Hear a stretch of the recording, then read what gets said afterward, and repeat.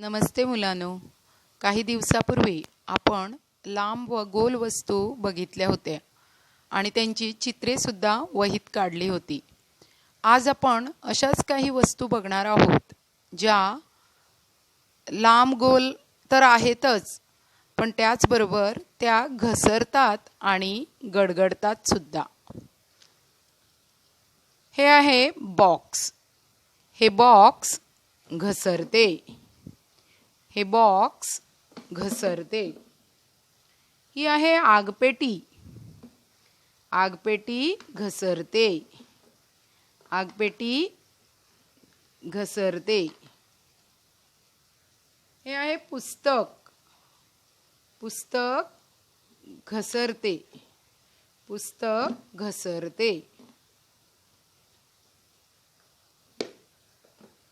ही आहे वही. वही घसरते.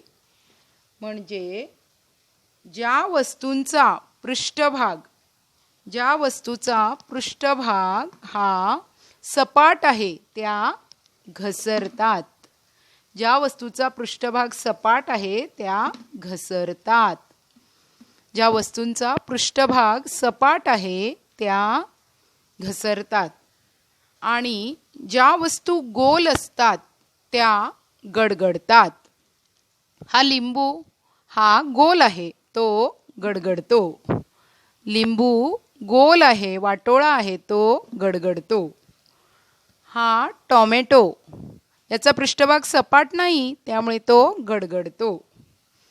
ही बांगडी आहे, ही बांगडी गडगडते. बांगडी गडगडते. ही पेन्सिल आहे, ही पेन्सिल गडगडते. पेन्सिल गडगडते.